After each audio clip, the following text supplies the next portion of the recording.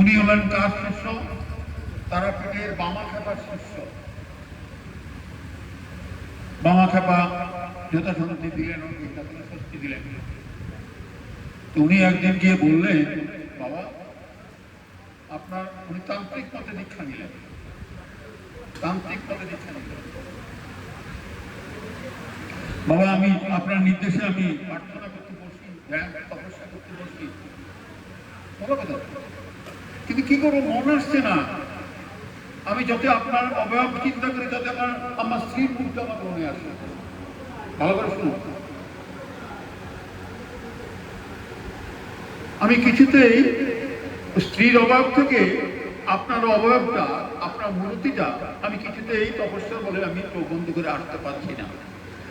তো বামাখ্যাপা বলল, এতে কিছু আসে যায় না, প্রতীকী যেই প্রতীকে মনোযোগ আসে, নাই বা আমি গুরুদেব হিসাবে নাই বললাম, স্ত্রীতে তোমার মনোযোগ আসে তো আমি তোমাকে অনুমতি দিলাম, তোমার স্ত্রী মূর্তি যদি তোমার শান্তি আসে মানে বউকে নিয়ে চিন্তা করো, যেন সেই আমার প্রতীক। আমি বামাখ্যাপা যদি তোমার এই মূর্তিতে ওই ধুলিওয়ালা মালপত্র খেতে তো ওইটা যদি ভালো না লাগে, স্ত্রীর মুখটা যদি তোমার ভালো লাগে, স্ত্রীর মুখেই যদি তোমার ভেসে উঠে আমার পরিবর্তে স্ত্রী প্রাধান্য পায়, স্ত্রীকে আরাধনা করে, স্ত্রী মূর্তিতে আরাধনা করে। তো শুনে কি বলবো, পূজনীয় তো স্বামী, পূজ্য হচ্ছে পূজা করছে তো স্ত্রী, উল্টা কথা। স্ত্রীকে ভজনা করতে বলবে, স্ত্রী রূপে ভজনা করতে বলবে বামাখ্যাপা। এবং তিনি মুক্তি লাভ করলেন ওই স্ত্রীর অবয়বকে চিন্তা করে, তিনি মুক্তি লাভ করলেন। তো সব থেকে বড় ছোট কোনো প্রশ্ন না, যেভাবে আমার মন স্থিত হয়, যেভাবে আধ্যাত্মিক উচ্চ শিখরে উঠা যায়, সেটাই তো শিশু শৈব হতে পারে, বৈষ্ণব হতে পারে, ব্রহ্মাউলুকী হতে পারে। সেই জন্য তো আমাদের এতগুলি মত, সেটাই তো লেটেস্ট রামকৃষ্ণ বলবো, যত মত ততই পথ। ঠিক আছে, গুরু পরম্পরা এটা বললাম আর কি। সেখানে চারটে কথা লেখা আছে, আপনার এই যে ওনার যে ইয়েতে চারটে ধর্মের স্তম্ভের কথা লেখা আছে, যেটা আমি একটু পড়েই, বেশি পড়লাম না, এখন ভাগবতে যেতে হবে।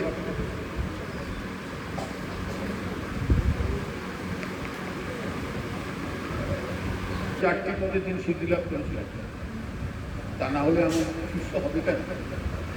যেমন রামকৃষ্ণ তবে তো বেশি কিছু করেছে বিবেকানন্দ, তাই তো তেমনি করে ওরা কিন্তু বুঝতে পারে।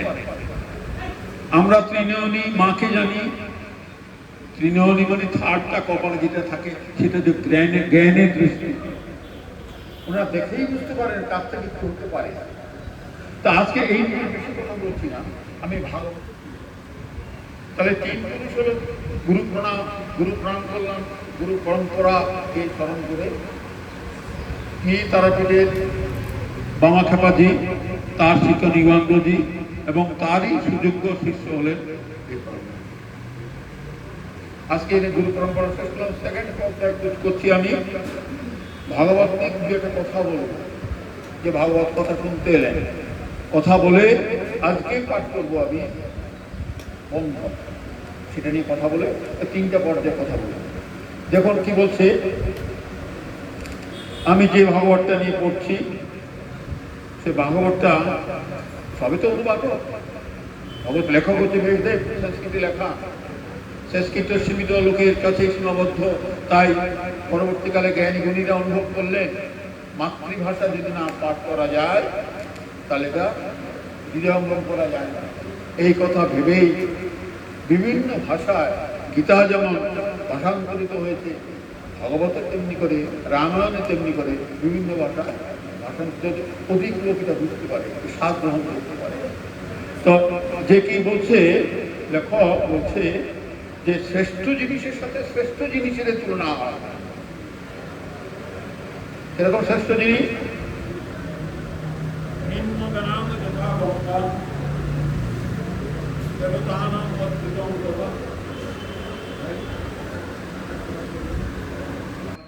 হ্যাঁ, যে কথা বলছিলাম, শ্রেষ্ঠের সাথে শ্রেষ্ঠের তুলনা হয়। তাই নিজকে এই আধ্যাত্মিকের কথায় এসে শ্রেষ্ঠত্বের অনুসন্ধান করে শ্রেষ্ঠত্বের পথে এক পা দুপা করে এগিয়ে যাওয়া, এটা হলো আধ্যাত্মিকতার প্রথম কথা। তা না হলে খালি খালি আসা, খিচুড়ি খাওয়া, খালি খালি একটু ভুলে যাওয়া, যেখানে এসেছি একটা কথা শুনতে নিজেরা গল্প করতে আরম্ভ করলাম, কেন এটা হয় সঠিকভাবে আধ্যাত্মিকের কথায় যেতে পারি না বলে। তাই যাই হোক, শ্রেষ্ঠ পুস্তক ভাগবত, তার সাথে কার কার তুলনা করবো একটু জেনে নিন। নিম্নগণাং যথা গঙ্গা দেবতনাম বিদ্যুত যথা বৈষ্ণবানাম যথা শম্ভ প্রণামিদং তথা ক্ষেত্রনাশ্চৈব সর্বেশ্বং যথা কালীয়তনাম যথা প্রণাম রত্তং শ্রীভাগবতং দিয়। না বুঝার কথা সংস্কৃতে লেখা, সম্ভবত যেটা বাংলায় মাতৃভাষা যদি না বলা যায় এটা ভালো লাগে না। কি বলছে? নিম্নগণাং গঙ্গা যথা, যত নদী উৎপন্ন হয়েছে পর্বত শৃঙ্গ থেকে, বরাক গলা জল থেকে, নিম্নগানম, বৈজ্ঞানিক ধর্ম অনুযায়ী নিম্নগানম অর্থাৎ সেই গলিত জলধারা নিম্নের দিকে বাহির হয়ে আসে। কেন? উচ্চ পাহাড় তো পর্বত শৃঙ্গ, সেখানটা থাকতে পারে না, নিম্নগানম নিচের দিকে বয়ে আসে। এমনি করে পৃথিবীতে অনেক জলধারা আছে। ভারতবর্ষের গঙ্গা নামক যে জলধারা, সমস্ত নদীগুলির মধ্যে গঙ্গা নদী হল শ্রেষ্ঠ নদী। নিম্নগানম যথা গঙ্গা দেবতানাম অচ্যুতম যথা, যত দেবতা আছে, যত মুনি ঋষি আছে, তার মধ্যে অচ্যুত মুনি হল শ্রেষ্ঠ। শ্রেষ্ঠ নদী হল গঙ্গা। বৈষ্ণবানাম যথা শম্ভ, কথাটা শুনলে কেন বিরক্তি লাগে? তন্ত্র সাধনার শ্রেষ্ঠ প্রতীক হল শম্ভু অর্থাৎ শিব। এখানে বলছে যত বৈষ্ণব আছে, শ্রেষ্ঠ বৈষ্ণব হচ্ছে শিব। বৈষ্ণবানাম যথা শম্ভু, শম্ভু মানে শিব। বৈষ্ণবদের মধ্যে শ্রেষ্ঠ হল শম্ভু। প্রণামিদং যথা, অর্থাৎ পুরনো যত পুস্তকাদি আছে তাদের মধ্যে ক্ষেত্রনাশ্চৈব সর্বনাম যথা কাশী যত পুরাণ বই আছে তার মধ্যে ভগবান শ্রেষ্ঠ। যত তীর্থক্ষেত্র আছে, কাশী হল সবচেয়ে শ্রেষ্ঠ। আমি সমস্ত শ্রেষ্ঠের কথাই বলছি। তথা প্রণাম বিত্তম ভাগবতম দ্বিজ, দ্বিজ মানে হে ব্রাহ্মণগণ শুনো। এই কথা কেন বলেছে? আমাদের আমাদের জাতিভেদের চারটে ভাগ আছে। ব্রাহ্মণদের হচ্ছে উপদেষ্টা বা আধ্যাত্মিকতার চেতনায় নিজের চেতনা লাভ করে অন্য যে বর্গে যারা আছে তাদেরকেও শুনিয়ে তাদের মধ্যে আধ্যাত্মিক চেতনা বিস্তার করা, এলো দ্বিজদের ধর্ম, দ্বিজ মানে ব্রাহ্মণদের ধর্ম। এবার বাংলায় বললে ভালো লাগবে। দেখুন, হে দ্বিজগণ, নদীর সমূহের মধ্যে যেমন গঙ্গা, দেবগণের মধ্যে যেমন অচ্যুত, বৈষ্ণবগণের মধ্যে যেমন শম্ভু, পুরাণা সমূহের মধ্যে সেরূপ ভাগবত শ্রেষ্ঠ। সমস্ত তীর্থক্ষেত্রের মধ্যে কাশী সর্বোত্তম, পুরাণা সমূহের মধ্যে ভাগবত তেমনি সর্বোৎকৃষ্ট এবং পরমতম। এবার নিশ্চয় ভালো লেগেছে, বাংলায় বলেছি কতগুলি শ্রেষ্ঠ কথা। এবার কথা হচ্ছে এত কিছু করার সময় কোথায়? বলে যোগ অন্ন করতে প্রাণ। তাই আপনাদের বিধান মেনে, আপনাদের এই ব্যস্ততার দিনের কথা মেনে আপনাদের কতগুলি কথা বলে গেছে। কি কথা বলে গেছে? সারাদিন কৃষ্ণ কৃষ্ণ করতে হবে এমন কোনো কথা নাই। কারণ সময় কোথায় আমার, তাই না? সকালবেলা স্টেশনে দেখা যায় 100টা ছেলে নিয়ে ফার্স্ট ট্রেনে যায়, তার মধ্যে 70টাই মেয়ে। আগে যেত না, উপায় নেই। বাবার একা ইনকাম হয় না, দাদা চাকরি পায়নি, বাঁচতে হবে তো। যে পৃথিবীতে এসে সেটা বলতে চায় না। প্র্যাকটিক্যালি দেখুন, স্টেশনে গিয়ে ফার্স্ট ট্রেনে ছেলের চেয়ে মেয়েরা বেশি কাজে যায়। সেই ব্যস্ততার মধ্যে নিচে আপনাদের বিধান দিয়েছে, ভয় পাওয়ার কিছু নাই।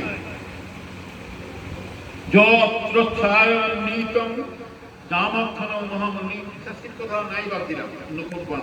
যিনি অনন্য মনে প্রত্যহ এক প্রহর, যিনি অনন্য মনে প্রত্যহ এক প্রহর অথবা ক্ষণকাল, তার চেয়েও কম সময় ক্ষণকাল এই ভগবান পাঠ করিয়া নিজে শ্রবণ করবেন, অন্যকে শোনাবেন। আর যিনি শ্রদ্ধান্বিত হয় পুরাণের 1 শ্লোক কিংবা শ্লোকার্ধ, শ্রদ্ধা সহকার সব জায়গায় শ্রদ্ধার ব্যাপার। আর যিনি শ্রদ্ধান্বিত হয়ে এই পুরাণে মানে এই ভগবতের এক শ্লোক করতে পারলে ভালো, সময় নাই, ফার্স্ট টাইম পাবো না, কিংবা শ্লোকার্ধ, এক শ্লোক নাই পারলে অর্ধ শ্লোক, একদিনে এক শ্লোক না হয় দুদিনে এক শ্লোক পড়ো, 30 দিনে 30 শ্লোক না পড়ে 30 দিনে 15টা শ্লোক পড়ো, অথবা এক পাঠ দেখবেন দুটো লাইনে এক পাঠ হয়, কোথাও 3টে লাইনে এক পাঠ হয়, কোথাও 4টে লাইনে এক পাঠ হয়, কিংবা পাদার্থ, তাও যদি সময় না হয় ওই 3 লাইনের একটা লাইন পড়ে। প্রোভাইডে একটা কথা আছে, এক লাইন যদি পড়েন মনন করে পড়বেন, অর্থবহ করে পড়বেন, অর্থবহ ছাড়া পুরোটাই যদি একসাথে পড়েন কোনো লাভ নাই। মানে বুঝতে হবে, মানে বুঝলে হবে না, মনন করতে হবে। যা লেখা আছে জীবনশৈলীতে দৈনিক সেটা যেন প্রয়োগ হয়। সদা সত্য কথা বলিবে, ভালো লাগে, শুনতেও ভালো লাগে, শোনাতেও ভালো লাগে। এখান থেকে উঠে গিয়ে মিথ্যা কথা বলতে হবে, ওই পড়ার যাকে বুঝলাম তা যদি মনন না করি, দৈনিক জীবনের সাথে প্রয়োগ না করি, ওই পড়ার কোনো মানে হয় না। শুধু জানবেই লোকে থাকলো, ঠিক পড়া মালা পড়লো, কিন্তু আপনি জানেন আপনি কি, আর জানে একজন আপনি যে কি, আপনি জানেন আর একজন জানে, সে কে? ভগবান। তিনি এখানে আছেন, সেই জন্য 108-এর মধ্যে এখানে বাস করেন বলে ওনার এক নাম অন্তর্যামী, রাইট? অন্তর্যামী। আপনি সাধু সেজে সাধু হলেন না প্রকৃত অর্থে সাধু হলেন সেটা আপনি নিজেই জানেন। আর জানেন যিনি অন্তর্যামী, যার উপাসনাকে নিলেন বিভিন্ন রূপে, কখনো ধনুকধারী, কখনো বংশীধারী, কখনো জটাধারী, কখনো মালাবিহীন, কখনো মালাযুক্ত, যেভাবে আপনি আনেন উনি জানেন। জানলে পরে কি হবে? যদি জেনে এটাই জেনে যান আপনি যা বলছেন, আপনি যা খাচ্ছেন বাহ্যিক ভাবে, অন্তরে আপনি তাই, অর্থাৎ আপনার অন্তর বাহির, আপনার বাহ্যিক ভাব আমার অন্তরের ভাব একই, তখন উনি আপনার উপর সন্তুষ্ট হবেন। সন্তুষ্ট হয়ে আপনি পাস করলে সার্টিফিকেট কি পাবেন? পরমেশ্বর আপনাকে বলবেন তুই আমার প্রকৃত অর্থে ভক্ত। ওই যে সার্টিফিকেট প্রাত্যহিক জীবনে ইউনিভার্সিটি, মহাবিদ্যালয়, স্কুল থেকে সার্টিফিকেট পাওয়ার চেয়ে অনেক বেশি বড়। কিংবা পদার্থ শ্রবণ করবে, তার চিত্ত সমকাল কলুষ মুক্ত হইয়া নির্মলতা প্রাপ্ত হইয়া কি লাভ হবে? কি আমার পাঠ করে আর মনটা নির্মল হবে। নির্মল হবে মানে মোহমুক্ত হব। মোহমুক্ত হব মানে যা দেখছি তা প্রকৃত অর্থেই দেখছি, তার মধ্যে কোনো ফারাক থাকবে না। তাহলে পাঠ করা যেমন পুণ্যের ফল, শ্রবণ করো তেমনি পুণ্যের ফল, তাই না? তাতে কি হবে? আপনার মন কলুষী পবিত্র হবে, কলুষী মুক্ত হবে। তাহলে কি হবে? আপনি মনে নির্মলতা প্রাপ্ত হবে, মোহমুক্ত হবে। তাহলে গুরুদেবের কথাগুলি মনন করবেন, প্রত্যেক জীবনে পালন করবার ইচ্ছা জানবে। ভগবত দর্শনের যোগ্যতা অর্জন করবে। পরে ক্লাসে উঠবার যোগ্যতা অর্জন করতে হবে, তো তোমার কি করতে হবে? সব কিছু পাঠ করতে হবে, তবে কে পরে ক্লাসে উঠতে হবে। ভগবত দর্শন আধ্যাত্মিকতাও তাই, মনে নির্মলতা আনো, আগ্রহ জাগাও, তবে কি হবে? ওই নির্মলতা, আগ্রহ ভগবত দর্শন করবার যোগ্যতা অর্জন করবে। ঠিক আছে কিনা? ভগবত দর্শন।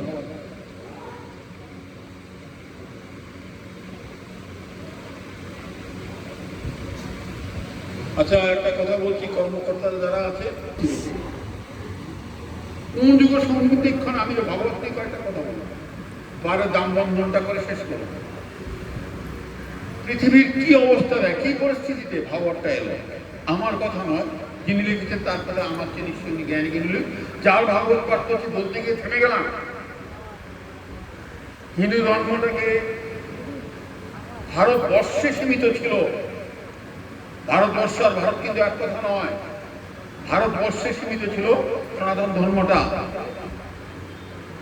ভারতবর্ষ বলতে বর্তমান ভারত, বর্তমান বাংলাদেশ, এবং বর্তমান পশ্চিম Pakistan, Afghanistan, Iraq, Iran, Tehran, Sindhu প্রদেশ, ইন্দোনেশিয়া, মালয়েশিয়া, এত ব্রহ্মদেশ, এত বড় হলো ভারতবর্ষ, উপমহাদেশ বলা হয়। তখনকার সময়ের কথা বলছি। দাপর যুগ এবং কলিযুগের সন্ধিক্ষণে একবারে জাতিকে বাঁচিয়েছিলেন শ্রী ভাগবত। ভারত কেন পাঠ করবে? বলছে দাপর যুগ ও কলিযুগের সন্ধিক্ষণ, অর্থাৎ দাপর যুগ চলে যাচ্ছে, তার জায়গায় কলিযুগ আসছে। আপনি কোন যুগে আছেন এখন? কলিযুগে। হ্যাঁ, কলিযুগে আছেন। এই কলিযুগেই তখন আসতে আসতে করছে আর কি। কিন্তু পরীক্ষিত রাজা যতদিন ছিল আসতে পারেনি, পরীক্ষিত রাজার পরে এই যুগটা চলে এলো আর কি। সন্ধিক্ষণে একবারে জাতিকে বাঁচিয়েছিল ভাগবত। তবে কি রূপে? সেই পূর্ণ কথাই বল। নমস্কারণ্যে এক সময় ছিল ভারতের চিন্তাশীলদের মিলন ক্ষেত্র। নমস্কারণ্য অরণ্য একটা বড় ক্ষেত্র। কি ছিল ভারতের চিন্তাশীলদের মিলন ক্ষেত্র? মুনি ঋষি যারা একত্রিত হয়ে থাকতেন, আধ্যাত্মিকতার অনুশীলন করতেন। সেখানে এক বিরাট অধিবেশন, মিলিত হয়েছেন 60,000 ঋষি মুনি, সবাই আহ্বায়ক সৈনিক মুনি, সৌনক মুনি, সবার প্রধান বক্তা সত্য মুনি। আলোচ্য বিষয় 6টি বিষয়ে আপনি আলোচনা হচ্ছে কিরকম? তার মধ্যে বলছে আলো কোথায়? এই আলো মানে সূর্যোদয়ের আলো নয়, মানে টিউব নয়, জ্বলন্ত টিউব নয়, সাশ্রয়িক নয়। আলো মানে আধ্যাত্মিকতার আলো। এই আলোকে আপনাকে আপনার মুখ দেখি, আপনি আমার মুখ দেখেন, বাহ্যিকটা দেখতে পারেন, অন্তরের খবর আমরা কিন্তু জানি না, আপনারও জানি না, আমিও জানি। আধ্যাত্মিকতা যারা হয় তারা ভিতর বাইরে সব দেখতে পায়। এটা ওদের সাথে আমাদের তফাৎ। সেই জন্য মহাপুরুষরা সেই মহাপুরুষকেই বেছে নিতে পারে, তাই না? আলো কোথায়? আলো কোথায়? কৃষ্ণ সদমে চলে গিয়েছে। কৃষ্ণ আর বেঁচে নেই। 125 বছর পর্যন্ত বেঁচে ছিল, একদম ল্যাংটা বয়স থেকে অনেক কিছু করে গেছে। কৃষ্ণের লীলা অনেক কিছু আছে, রাসলীলা আছে, অমুক আছে, তমুক আছে। বাল্য লীলা যেটা, সেটা সবচেয়ে সত্য, তারই একটা দাম বন্ধন আছে বলে শেষ করব। যাই হোক, কৃষ্ণ আর নেই, তাহলে এবার জাতিকে কে পথ দেখাবে? গাইড কে দেখাবে?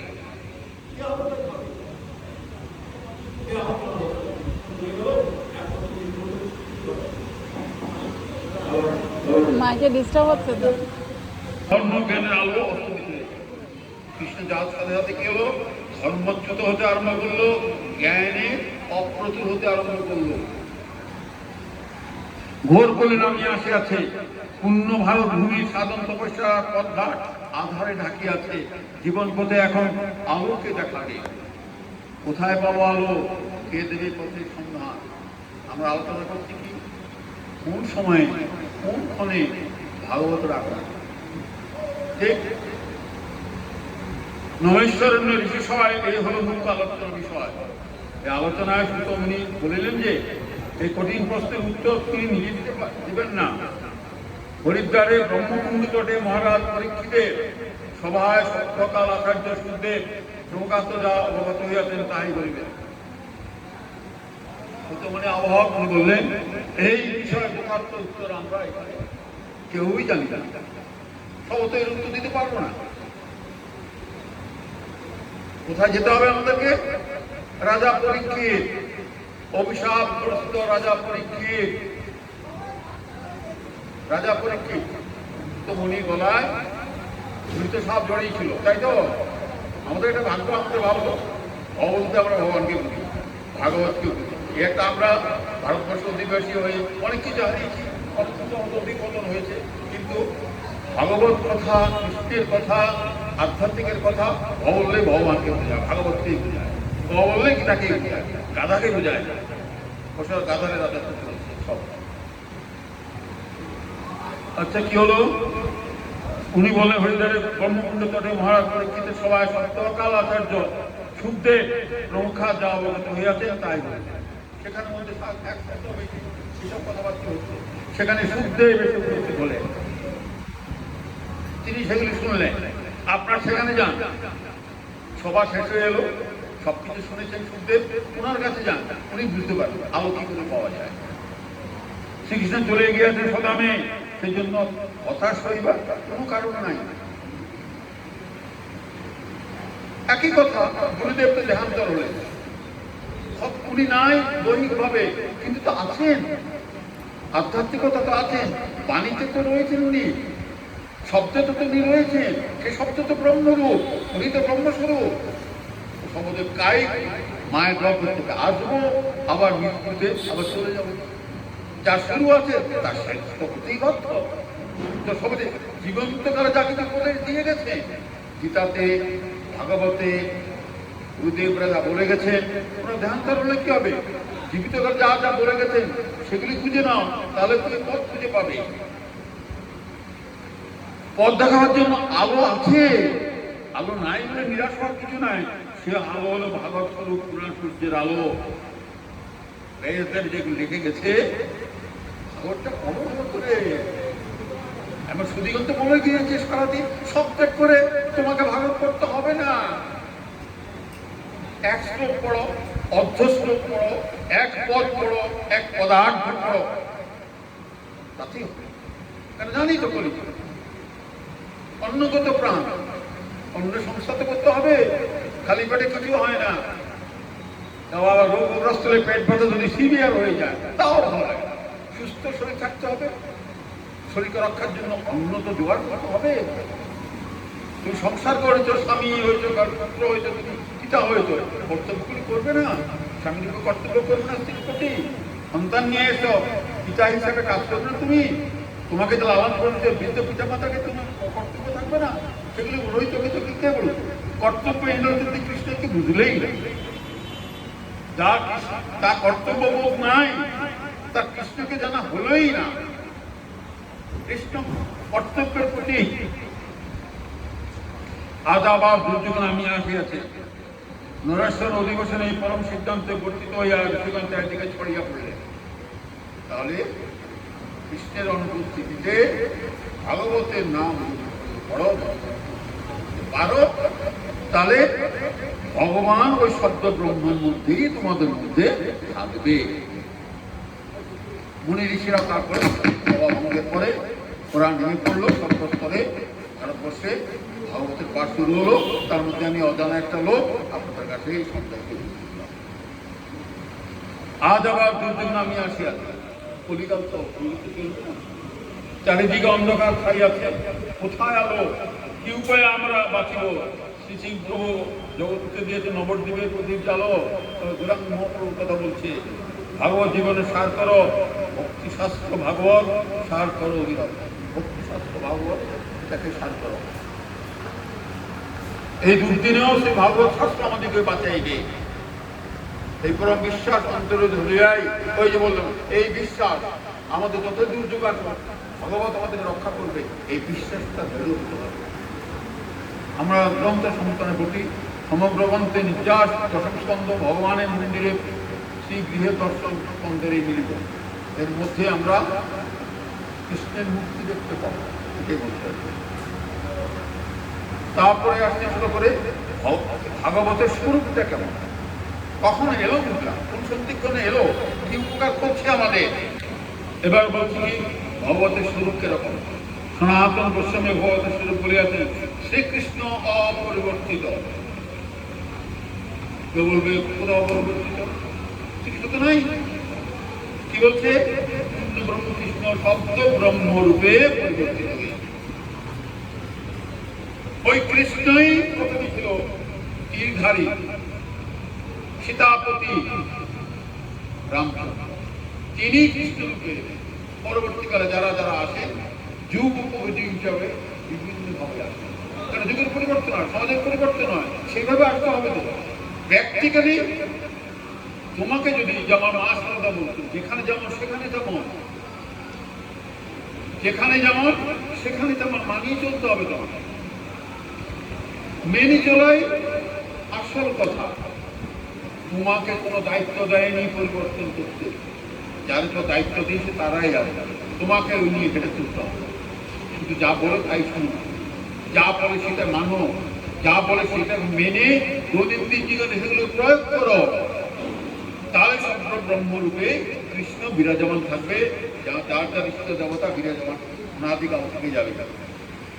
এবার বলছে মানব দেহের কোন কোন অংশ ভাগবতে কোন কোন খাতে দিন খাচ্ছে, আরে অভিজ্ঞতা শেষ করে দেবে না। শ্রীগ্রন্থে প্রায় 14,000 মন্ত্র আছে। শ্রীগ্রন্থ মানে ভাগবত। অ্যাকচুয়ালি রিসার্চে বলতে 18,000 শ্লোক ছিল, বিভিন্নভাবে 4,000 শ্লোক আমরা আবিষ্কার করতে মানে উদ্ধার করতে পারিনি। 10টি স্কন্ধ দিয়ে ভাগবত তৈরি। কোনো কোনো আচার্য শ্রীগ্রন্থের ধ্যানে বলে আছেন প্রথম দ্বিতীয় স্কন্ধ শ্রীকৃষ্ণের বিচরণ, সপ্তম অষ্ট 2 বাহু, নিচের থেকে উপরে উঠছে 2 বাহু, নবম স্কন্ধ তার হৃদয়,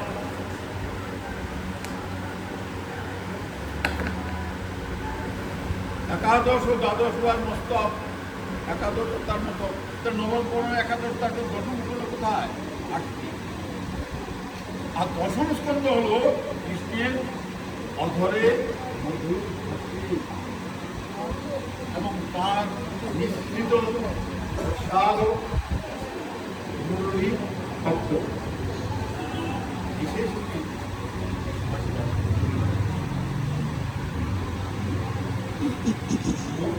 মন্দির হাস্য অল্প সময়ের জন্য তার হাসি দেখা যায়। তাহলে ভাগবতের স্বরূপ নিয়ে আবির্ভাব কথা বললাম।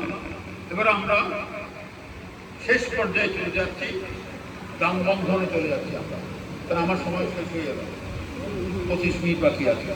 যদি কিছু পারি আরো কিছু বলব। আচ্ছা, ভাগবতে দশম অধ্যায়ে নাম হল দাম বন্ধন বা গোপীপ্রসাদ লীলা। একটু কথা বলি, তারপর পাঠ করতে ভালো লাগে। জল খেয়ে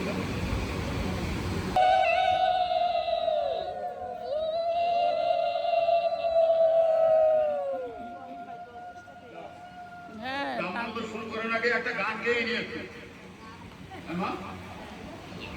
এটা ভ্যারাইটি হলে ভালো লাগে না?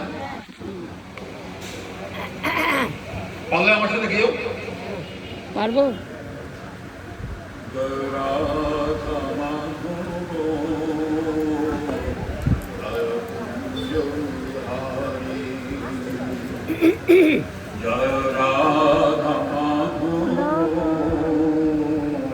জয় কুঞ্জ Bihari,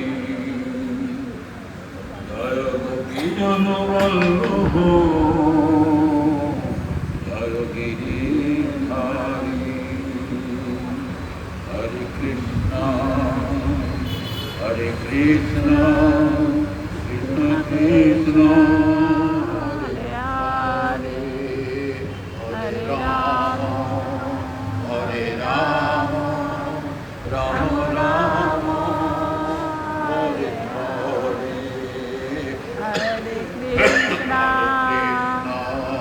Hare Krishna, Krishna Krishna, Hare Hare, Hare Rama, Hare Rama, Rama Rama, Hare Hare, Hare Krishna, Hare Krishna, Hare Krishna, Hare Krishna.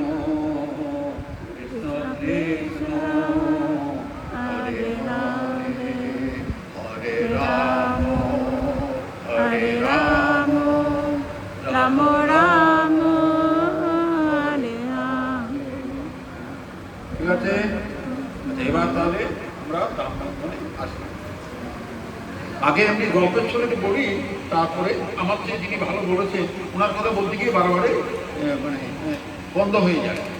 আমি যে ভাগবতটা পাঠ করছি, ভাগবতের দেখা বঙ্গানুবাদ যিনি করেছেন, অনেকে করেছেন, রামকৃষ্ণ মিশনে আছে, মায়াপুরে যারা আছেন ওনারা করেছেন, আরও আছেন সুখরাম দাস করেছেন, ইত্যাদি ইত্যাদি অনেকে অনেকে করেছেন। এটা লিখেছেন ডক্টর মহানন্দ ব্রহ্মচারী। উনি লোকের একটু কথা না বলে নাই হয়, তাই তো? আর এই যে আমি যে গুরুদেবের কথা বললাম, যার থেকে ওনার বই থেকে সংগৃহীত তথ্য থেকে আমি এটা বলছিলাম, ওই যে স্ত্রীকে ধ্যান করতে, তার কথা বললাম। উনি মহানন্দ ব্রহ্মচারী লেখক থেকে আমি পেয়ে আপনাদের পরিবেশন করলাম। কেন কি এই মহানন্দ ব্রহ্মচারী আপনারা জেনে রাখুন, স্বামী বিবেকানন্দ, অবদানন্দ এবং পরে ইস্কনের যিনি ভগবান, ওনারা পরে গেছেন আমেরিকাতে, পাশ্চাত্য দেশে হিন্দু ধর্ম প্রচার করতে। সূচনা করেছিলেন কে? সূচনা করেছিলেন স্বামী বিবেকানন্দ। তারপরে উনি পৃথিবীর বিরুদ্ধে কর্নারে হল অবদানন্দের উপর দায়িত্ব দিয়ে নেন, ইত্যাদি ইত্যাদি। অন্য অন্য চাপটা কয়েক ঘন্টা বলা যায়, সেগুলো বাদ দিলাম। তো মহানন্দ ব্রহ্মচারী একজন পরম বৈষ্ণব ছিলেন, শিক্ষিত, 3টা বিষয়ে ডক্টরেট পেয়েছিলেন। সব ত্যাগ করে এই পথে এলেছেন। রঘুনাথ করে উদ্ধারণ মঠ আছে না, উনি স্মৃতিচারণ করেছেন শুধু ওনার নয়, ভগ্নী নিবেদিতা, শ্রী অরবিন্দ, আরো কোনি কোনি জনের স্মৃতিচারণা করেছেন এই বইতে। আজকাল সময় হবে না, করতে পারলাম না, আজকে এখানে চলে আসলাম। তো রাষ্ট্রীয় বোর্ড আছে ওনার, লক্ষ লক্ষ শিষ্য আছে ওনার, রঘুনাথপুরে দমদমে উদ্ধারণ মঠ আছে ওনার, জগৎবন্ধুর শিষ্য উনি, ইত্যাদি ইত্যাদি আছে অনেক ব্যাপারটা, সেগুলি পারলাম। এবং উনি ওনার প্রতি খুব শ্রদ্ধাশীল ছিলেন। এই গুরুদেব বিভিন্ন সময়ে ওনার স্মৃতিচারণ করতে বলেছেন। এশিয়াটিক সোসাইটিতে উনি ওনার জন্মবার্ষিকী বক্তৃতা দিচ্ছেন, তা কি দিয়েছেন আছে আমার কাছে, আজকে সেটা বলার নয়। বলে তাহলে কি গুরুকে আরো বেশি শ্রদ্ধাশীল মনে হবে, আরো বেশি করে ভালোবাসতে ইচ্ছা করে, তাই না? বুঝতে পারছি কোথায় কি হচ্ছে? হ্যাঁ,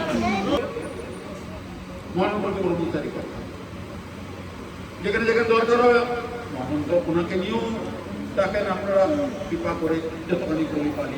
অরবিন্দের সেদিন হয়ে গেল, ও ডেকেছে আমাকে, এগুলো জানার দরকার আছে। দেশকে ভালোবাসতে ইচ্ছা করবে, একা তুমি মুক্তি পেতে পারো না। এই ভক্ত সাধক মানব একা তোমার মুক্ত হয় না। তাই তো রবি ঠাকুর বলছে, কি বলছে? মুক্তি কোথায় তোমার? ঘরে কোনো একা বসে নয়, সম্পর্ক তোমার একা কোণে বসে, তার সাথে সম্পর্ক তোমার একা বসে। তোমার মুক্তি কিন্তু একা নয়। কোথায় কোথায় বসে তোমার দেবে সাক্ষাৎ? 4টে জায়গায়, মনে, বনে, রণে, কুনে। এই 4টে জায়গায় তুমি একা ওনার সাথে সঙ্গ করবে। পৃথিবীতে না, তোমার বাঙালি স্ত্রী শুয়ে আছে তোমার পাশে, ওদিক ফিরে মশারির নিচে একা, বউ যেন না জানে, ও ঘুমাতে দাও ওকে, একটু পাশ ফিরে এবার তুমি বসো। এটাকে বলে একাকী নির্জন। বনে, কুনে, রণে, রণাঙ্গিত ক্ষেত্রে তুমি শত্রুকে তাক করেছো তোমাকে মারার জন্য। তুমি কি জানো তুমি তাক করার আগেই তোমাকে তাক করে বসে আছে মারার জন্য। তুমি ফটাস করার আগে ওই ফটাস করে তোমাকে মেরে দিবে। ওই 4 জায়গায় ওনাকে আর কোথাও। কিন্তু তুমি উদ্ধার পাবে না একা একা। সেটা রবি ঠাকুর সাবধান করে দিয়ে সাবধান কি সাবধান করে দিয়েছে গানে,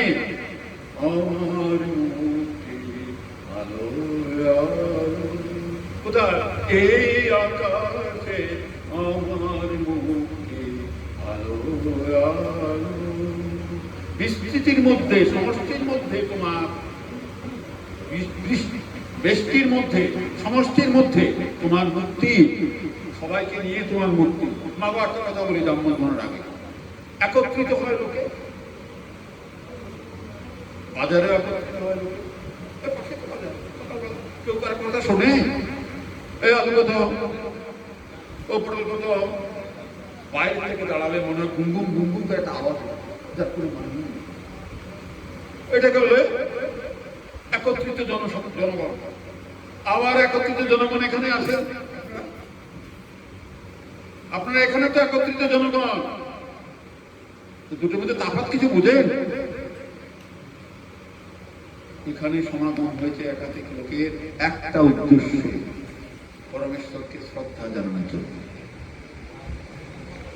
এখানে কম্পিটিশন হবে মনে মনে, আমি আমার গুরুদেবকে কতখানি শ্রদ্ধা করি, চিৎকার করে না, একা একা নিজকে প্রশ্ন করে।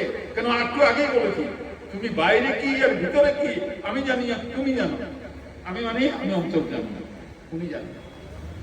আর বাজারে কিন্তু এখানে একটাই উদ্দেশ্য, ইষ্ট দেবতা কৃপা লাভ করা, তাই তো, আশীর্বাদ লাভ করা। আর বাজারেরটা কি বলে, সেখানে একাধিক লোক। শান্ত কি বলছে, যেগুলি বাজারের লোক একত্রিত হয়েছে একে বলে লোকহট্ট।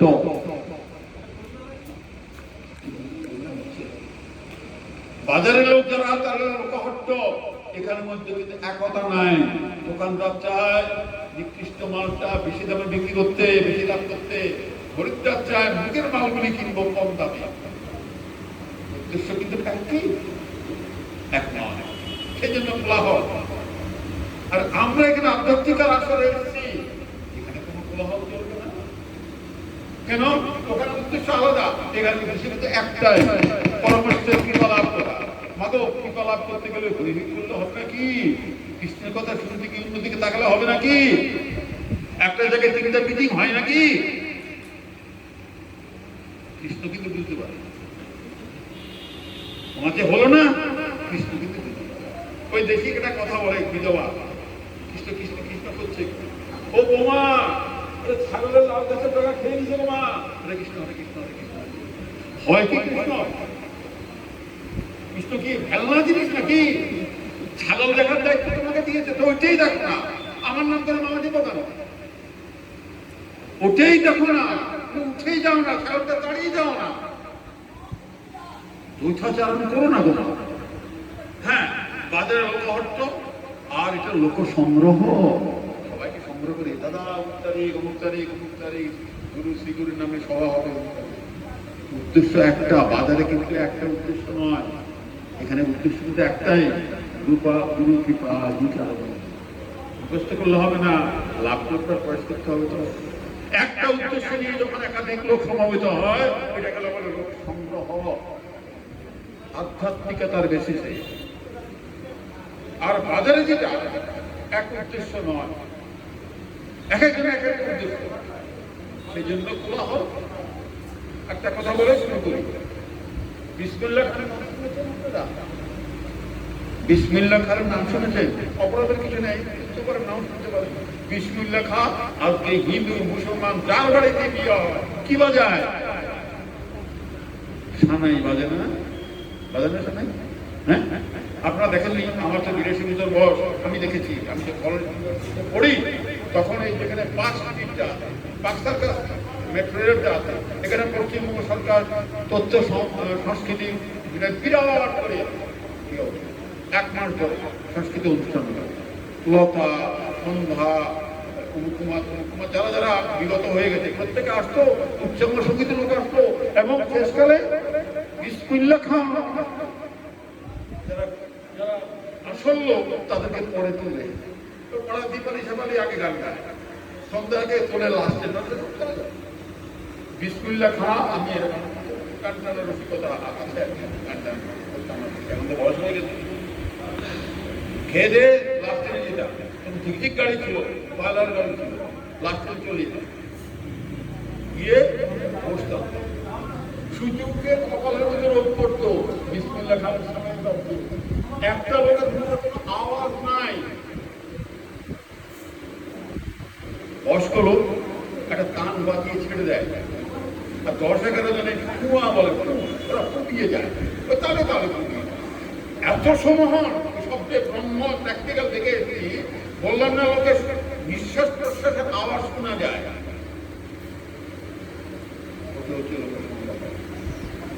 আসি না, আমরা প্রতিজ্ঞা করি না, লোক সংগ্রহটা পারফেক্টলি বিসমিল্লাহ খানের মতো করি, দৃষ্টি বচন একাত্ম করে রাখি, কোথাও না যায়। আরে ঠাকুরের বাবা আসবে তোমার, ঠাকুরের বাবা আসবে তোমার কাছে, আত্মপ্রচার করার জন্য, বড় চিৎকার করার জন্য, একদম দিকে তিনটা মিটিং করার জন্য একদমই থাকে না। আমার নাম বলি তো অন্য কাজ করছি, নিজে প্রচার করছি। কেন 1 ঘন্টা থাকতে পারছিস না আমাকে নিয়ে? 23 ঘন্টা রাখতে পারছিস না? লোকহট্ট নয়, প্লিজ প্লিজ, আধ্যাত্মিক জায়গাটাকে লোকহট্ট করবেন না। এদিক সেদিক তাকাচ্ছেন কেন? আমি হয়তো আমার বক্তব্য কতটা মধুর নয়, কারণ আমার গায়নটা সীমিত, আমার অক্ষমতা আমি স্বীকার করি, কিন্তু স্টিল উদ্দেশ্য তো হচ্ছে আমার পয়েন্টগুলি তো আপনারা পাচ্ছেন। আমি জানি না ঠাকুরকে নিয়ে এত কথা কতজন জানি, ঠাকুরের বই আমার কাছে আছে, আমি তো ঠাকুরের লেখা বই থেকে পড়িনি, আমি তো অন্য জায়গা থেকে পড়ি। দিনে গেলে 3টা বিষয় ডক্টরেট হয়েছে, 3টা বিষয় ডক্টরেট হয়েছে। বিবেকানন্দের পরে উনি গেছেন আমেরিকায়, 3 বছর কাটিয়ে এসছেন আপনার হিন্দু ধর্মকে প্রচার করতে, তার দলের লোক গেছে, মহানন্ত বরিশালের লোক। 3 বিষয় ডক্টরেট করেছে, এক জন্মে 1 বিষয় ডক্টরেট পিএইচডি পেতে বাবার নাম চৈতন্য হয়ে যায়, 3 বিষয়। তার লেখা আগ্রহ হলে আরো আমাকে তো কমিটি ছবিতে বললো, যা হোক আসলাম ছোট বোন তো মতো ভাই বোনের তো বকে দিলাম আর কি। যে উদ্দেশ্যে যেটা একটা উদ্দেশ্য আপনার ওখানেই না, আমি থাকি আর না থাকি, লোক সংগ্রহ হন, লোক হট্ট হবেন না। কৃষ্ণের কথা লোকে শুনতে চায়, আপনার দাদাগিরি কথা কিন্তু কেউ শুনতে চায় না। যাই হোক, এবার দাম বন্ধন কথা বলে, দাম বন্ধনটা কিরকম? কৃষ্ণ তো ওনাকে এখানে আসতে বললো, তাহলে আমাকে বয়সের লীলার থেকে বাল্য লীলাটা বেশি রসা কৃষ্ণ ছিল। সারাদিন নারী শুনতে কথা কৃষ্ণ এই করেছে, ওই করেছে, আমাদের প্রতিবাদটা বাজার যাওয়ার সময় হেরিয়েছে, এই করেছে, এই করেছে, নিজে খেয়েছে, বান্ধবকে খাওয়াইছে, নিজে খেয়েছে, বান্ধবকে খাওয়াইছে।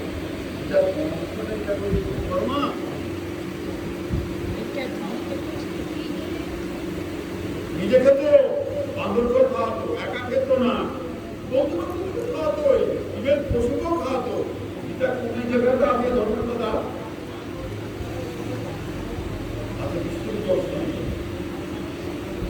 পঞ্চমের শ্লোক আছে, শেষ শ্লোকে কি কৃষ্ণ বলছে, নির্বৈর সর্বভূতেষু, নির্বৈর সর্বভূতেষু। বাচ্চারা কেটে গিয়ে যদি তাই না?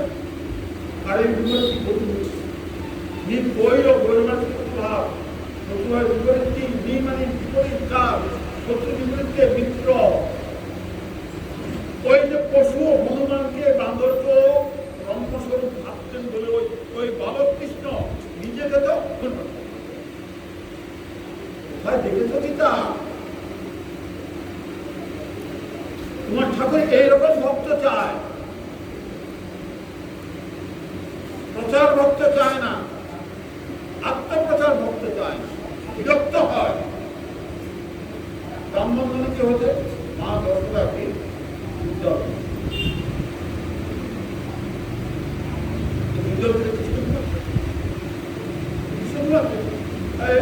এদিকে একটা ওদিকে যাত্রা করে যায়। তো কৃষ্ণ জেগে দেখে দেখে দেখে মা যা করে মা করতে জানো কি হয়, তো মা ঠিক মা ছাড়া তোর কিছু জানো না। মার কাছে গিয়ে ওই যে দুটার যে ইয়ে দিয়ে বাচ্চা আছে আগে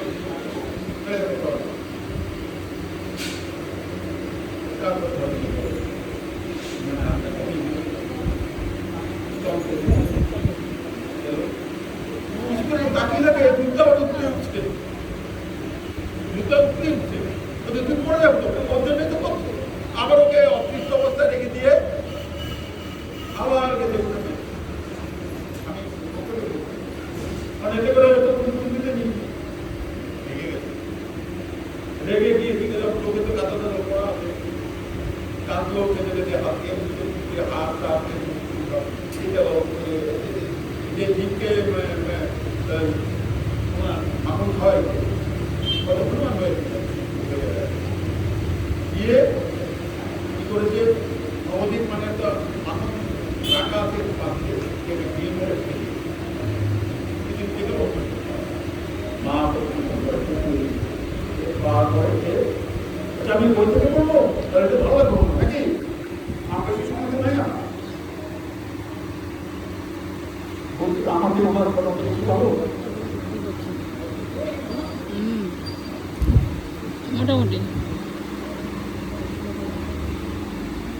যাহার আদি অন্ত নাই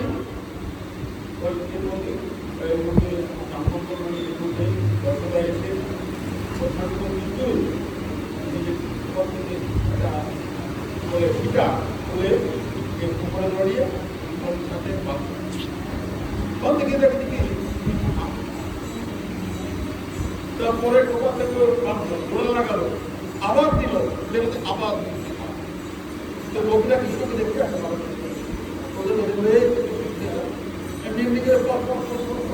নাম ধরলো না পিতা ভুল করে যাচ্ছে আর যতবারে চেষ্টা করছে কিন্তু অদ্ভুত ব্যাপার একটা দুটো তিনটে 10টা 15টা 20টা হ্যাঁ যোগ করেছে সব ক্ষেত্রে দেখি কি কি ব্যাপার কি গল্প যোগ করা তো বলছে এই যে বাঁধছে কাকে বাঁধছে যার আদি অন্ত নাই অন্তর বাহির নাই যিনি জগতের প্রথমে আছেন অন্তে আছেন মধ্যেও আছেন যিনি জগৎরূপী আবার জগৎ যিনি সর্বব্যাপী সর্বময় ইন্দ্রিয়াতি যাকে বন্ধন করে আর কোনো সম্ভাবনাই নাই বিরাট ছায়ামান বড় বৃক্ষে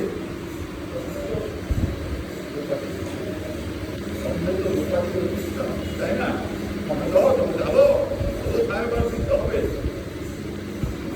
এর পরাত্পর বস্তুকে দর্শকের রসুন্দরা বাড়িতে চাইছে কতটা এই জগতের মায়েরা যেমন তাদের ছেলেদের বাপে দর্শকের জন্যই বাকি এত বড় সমস্ত যে বিরাট তার কাছে মানব মূর্তিতে আর তিনি তাকে মনে করেছিলেন ওই জগত তো বাবা না আমার এই ছেলে কৃষ্ণ জগতের সত্তা অন্তত নিজের পেটে আমার ছেলে ধারণাই নাই কিভাবে বন্ধন করলেন তাহা বলে তার সাথে বাধ্য মা আপনার দিয়া বাচ্চা কটি ব্যস্ত থেকে দেখা গেল রোজগারি দুই আন্দোলন হয়ে যাচ্ছে মা নিজে বাজার করে দিয়া গোপালকে বাধা দিয়েছেন রশ্মি কম করিয়া দেখিয়া মাথা তুলে আর একটা আনিয়া যোগ করিলেন যুগানের একত্র হইল রন্ধনটা প্রতিবেশী জননীগণ সত্য আসেন সকালে গোপালকে দর্শন করিতে আজও আসি আছে মায়ের নির্দেশে তার দড়ি যুগা দিতেই থাকে রে মালতী যার নাম ধরে রাখে দড়ির সঙ্গে দড়ি বাঁধা বুঝতে লাগলো কিন্তু প্রত্যেকবারে আনন্দ ঘন বর্তমান আনন্দ ঘন আনন্দকে সবাই মাও চাইতে ভগবান ভক্তে এবার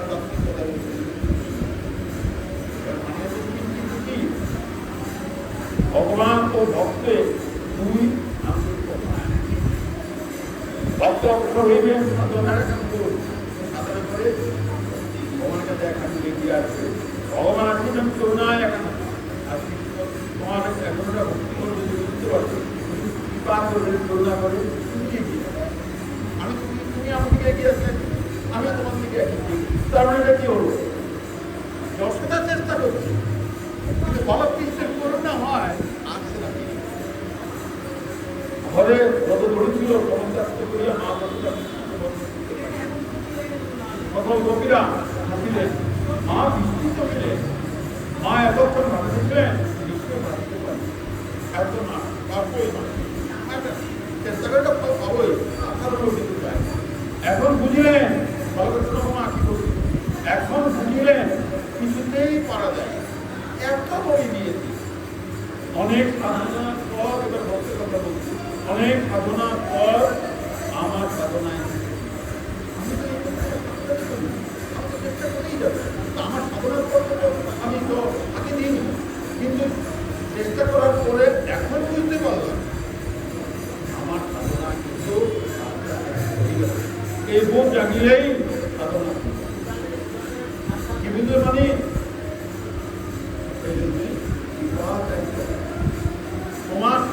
করলে হবে না, সাধনার সাথে সাথে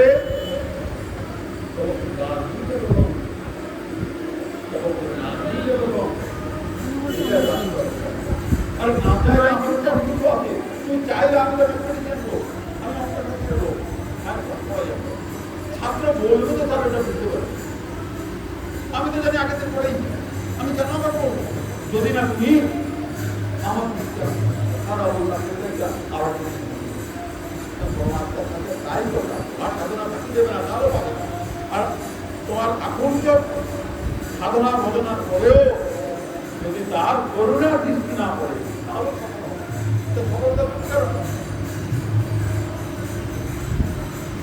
একান্তভাবে সাধনা ভজনা করা চেষ্টা করা, তার সাথে যুক্ত হলে সর্বত্র করুণা তবে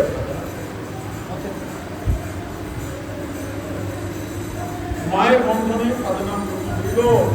গোপালকে বন্ধন চেষ্টা জন্মী সম্মান্ত সরোবর হয়ে গোপাল মালতী ফুলের মালা ভিন্ন ভিন্ন হয়ে গেল। মা পরিশ্রম হইয়া পড়িলেন। মায়ের এই শান্তি আধুনিক ক্রান্তিকা পাবে। আমার জন্য করতে করতে হতে পারে আপনি যার কারণে জীবনে কারো কিছু চায়নি বিজ্ঞানীর মতন রোগীদেরকে রোগটার লাভ যাওয়ার ফলন ত্যাগ করে তাও তো করেছে মা ব্যাটারিকের কত দেবো এই তার করুণা হতে আরম্ভ করে লিপি ঈশ্বর অধীন সকল দেবদেবী ঈশ্বর অধীন তিনি আর ভক্ত ভক্তের জন্য মনে করছি বন্ধন হলে কত ব্যাপারে বন্ধন হতে পারে না। আর তাই স্বীকার করিলেন, স্বীকার করিলেন বন্ধন স্বীকার করিলেন। মাতৃবাৎসল্যের মহিমা দেখিব। সকল লীলাই তাই লক্ষ্মীপতির ধৈর্য এবং তাহার ভয় ভীত, তাহার ভয় পলায়ন আন্দোলন উদ্যম হবে এক কারণে ভক্ত বাৎসল্য হইল। এই প্রকার আর দক্ষতা পাইলেন, এই দক্ষতা পাইলেন নিজে নিজে কৃপা করে মা চেষ্টা করতে পারছো না, এবার কথা করি দেখবে কৃপা হবে। অভিন্ন স্বরূপ দেবাদিদেব মহাদেব যাকে পাননি, নামী কমলের জাত ব্রহ্মাও যাকে পাননি, ভক্তস্থল নিবাসী লক্ষ্মীদেবও যাকে পাননি, তথাপি কি নিজে বন্ধনে আবদ্ধ হলেন। কি করতে পারলেন? আর তারা পারেননি, তাদের কাছে মাদ্রাসা কিছুই না। বন্ধন করেন তিনি বন্ধন করে আছেন, বল দিয়ে দিতেন যতটা দুলাল কৃষ্ণ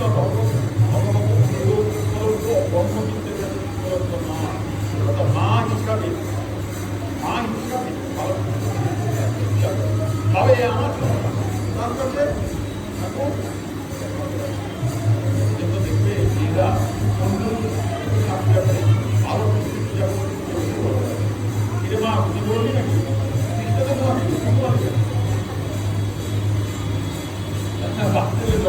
ভগবানকে অতিক্রম করে আসে পারে নাই সুখের বিনা তাকে ভাই বলে সুখ বিনা রেখে তাকে ছাড়া রেখে